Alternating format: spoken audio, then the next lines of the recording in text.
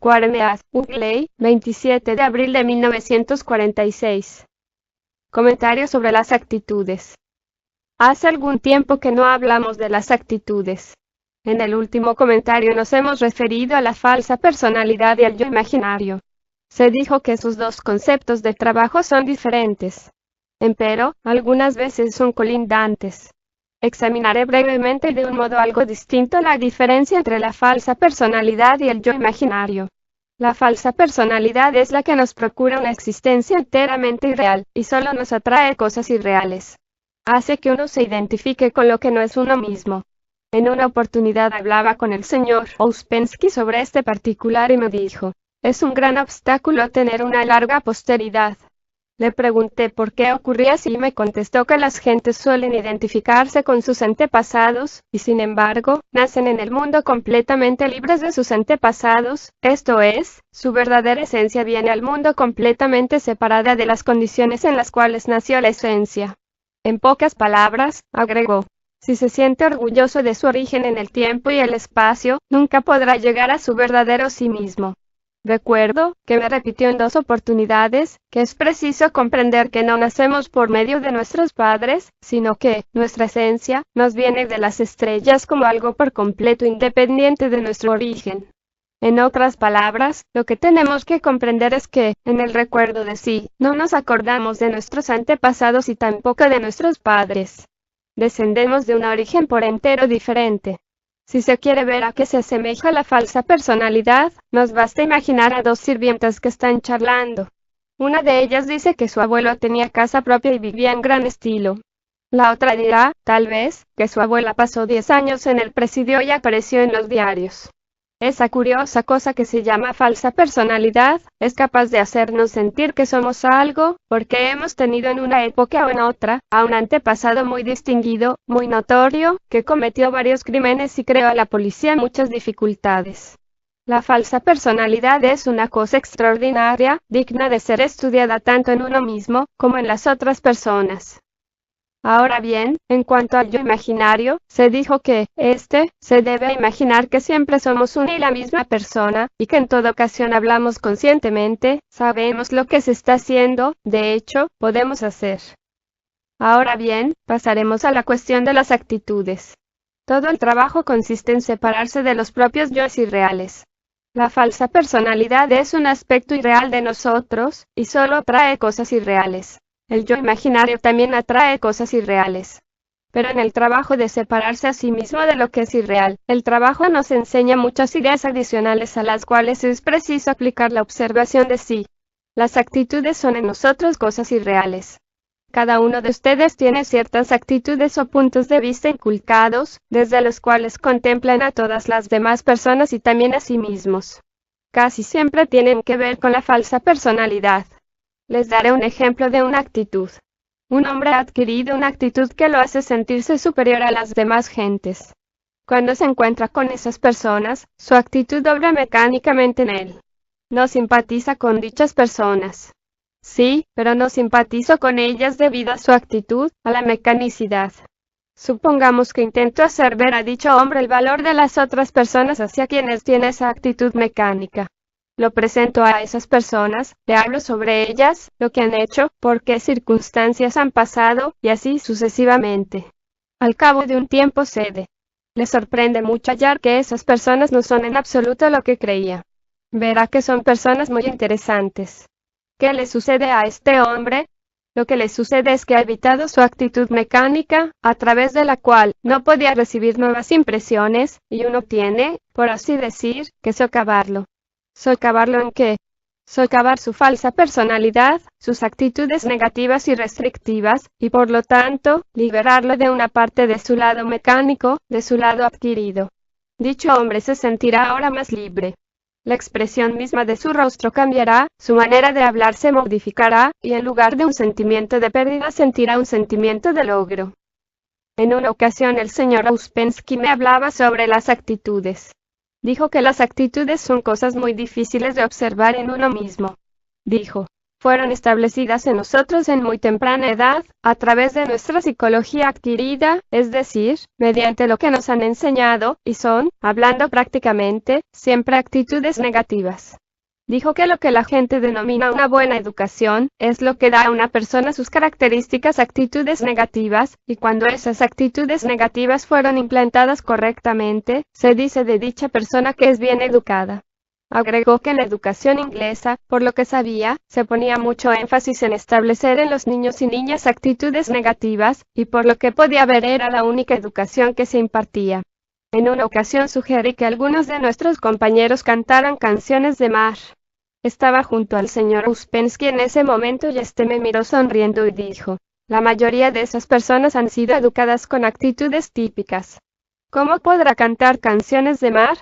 No soporto esas canciones cantadas con acento de Oxford. Ahora bien, las actitudes negativas se fijan gradualmente en nosotros y luego se convierten en amortiguadores. Una actitud típica, a menos que se la rehuya, se establece gradualmente, por así decirlo, y al cristalizar se convierte en amortiguador.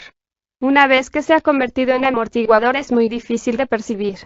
Un amortiguador, les recuerdo, es lo que nos impide ver las contradicciones en nosotros mismos.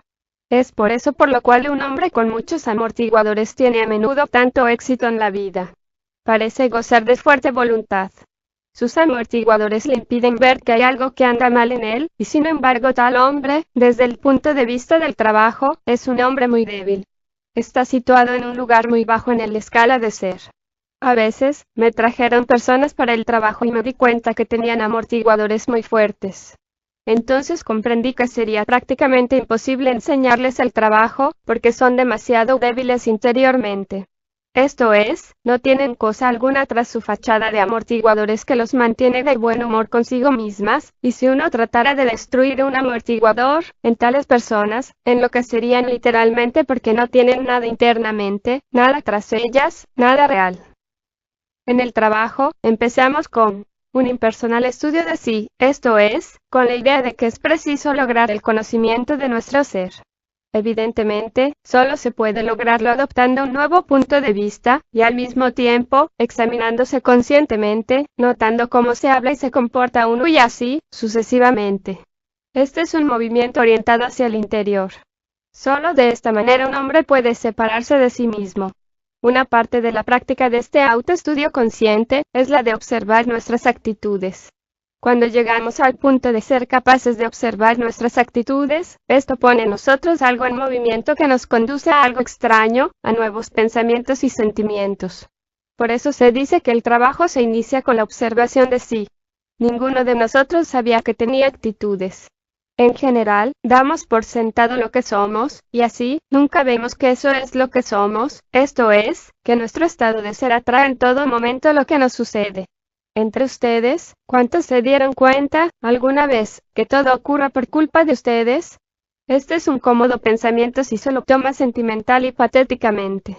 De seguro, todos conocemos esa forma espuria de propia culpa, pero lo que quiero decir es, entre ustedes cuántos son los que, en rigor, se han visto sin autojustificación alguna, que tenían la culpa de algo y que sucintamente, tú eres aquel hombre. Debido a que tenemos esa peculiar ilusión sobre nosotros mismos que es llamada sueño hipnótico en el trabajo, no podemos imaginarnos que tengamos alguna actitud particular. Ahora bien, como ya se dijo, nuestras actitudes son casi siempre actitudes negativas, por cuyo medio nos distinguimos de la demás gente, y así, estimulamos esa falsa concepción de nosotros mismos, denominada falsa personalidad. El señor Uspensky dijo una vez, es menester observar y conocer todas nuestras actitudes vengativas.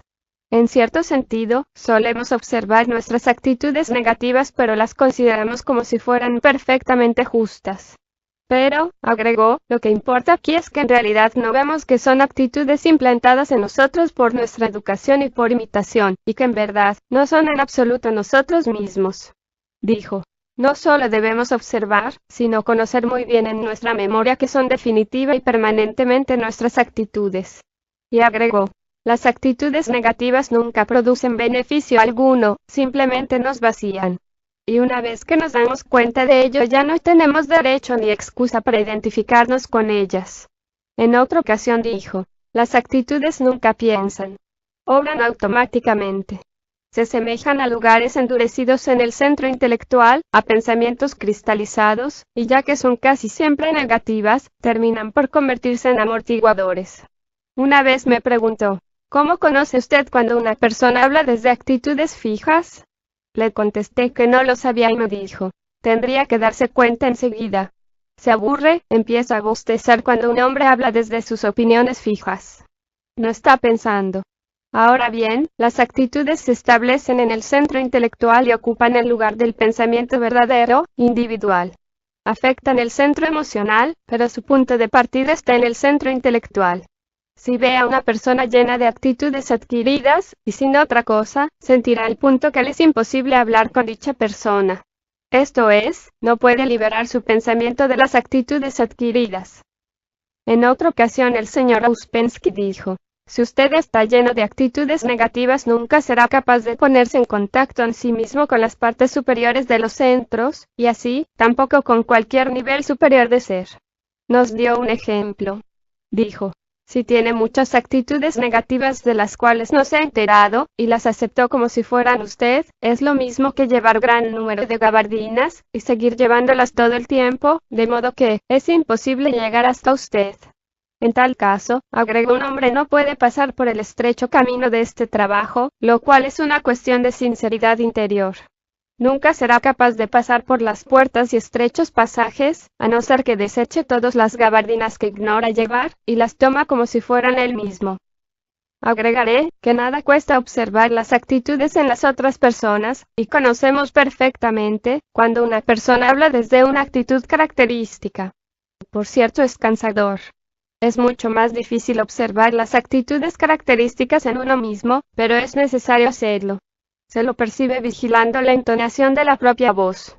Esa es una entre muchas maneras de lograrlo. Cuando se está hablando desde una actitud notará que habla con una voz desabrida, opaca. Como lo advertirá en otras personas, trate de verlo en usted mismo. Entonces, advertirá cuán común es su vida, y quizá desdichada, debido a actitudes que adquirió y que no es capaz de discernir.